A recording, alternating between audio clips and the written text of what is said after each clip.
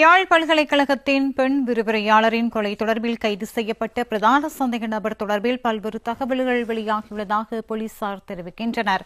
கொலை செய்யப்பட்ட விரிவுரையாளரின் மருமகனான குறித்த சந்தேக நபரும் அவரது மனைவியும் எதிர்வரும் ஏப்ரல் மாதம் 2ஆம் தேதி வரை விளக்கமறியலில் வைக்கப்பட்டுள்ளனர். சந்தேக நபரான விரிவுரையாளரின் மருமகன் மற்றும் மகள் ஆகியோர் நேற்று யாழ்ப்பாணம் பதில் நீதவான் முன்னிலையில் ஆஜர்படுத்தப்பட்ட போது விளக்கமறியல் உத்தரவு பிறப்பிக்கப்பட்டது.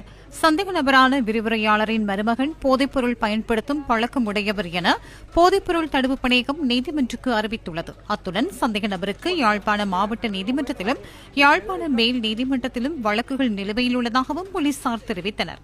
யாழ்ப்பாணம் பாண்டியன் தாழ்வில் வசித்து வந்த 54 வயதான தனது தாயான பெண் விரிவுரையாளர் காணாமற் போனதாக அவரின் மகன் கடந்த 19ஆம் தேதி போலீஸ் நிலையத்தில் முறைப்பாடு செய்திருந்தார். இந்நிலையில் கொலை தொடர்பில் தனது தங்கை மற்றும் தங்கையின் கணவர் மீது சந்தேகம் உள்ளதாகவும் அவர் போலீசாரிடம் கூறியிருந்தார். இதனிடையே விரிவுரையாளர் காணாமற் போனதாக கூறப்படும் தினத்தில் மகள் மற்றும் அவரின் கணவன் ஆகியோர் வீட்டை விட்டு வெளியேறி திருகோணமலை நிலாவெளி பகுதியில் வீடொன்றை வாடகைக்கு பெற்று தங்கியுள்ளமை தெரியவந்துள்ளது.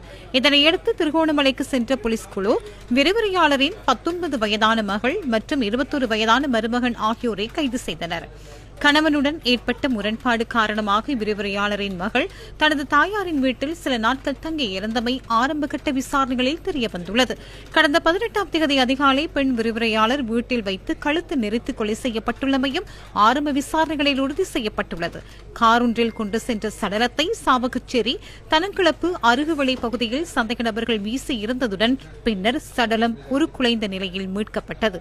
யாழ்ப்பாண பல்கலைக்கழகத்தின் சித்த மருத்துவ பீடத்தின் சமூக நலத்துறை தலைவரான சிரேஷ்ட விரிவுரையாளர் டாக்டர் தயாலினி திலீபன் என்பவரே கொலை செய்யப்பட்ட நிலையில் சடலமாக மீட்கப்பட்டிருந்தார்.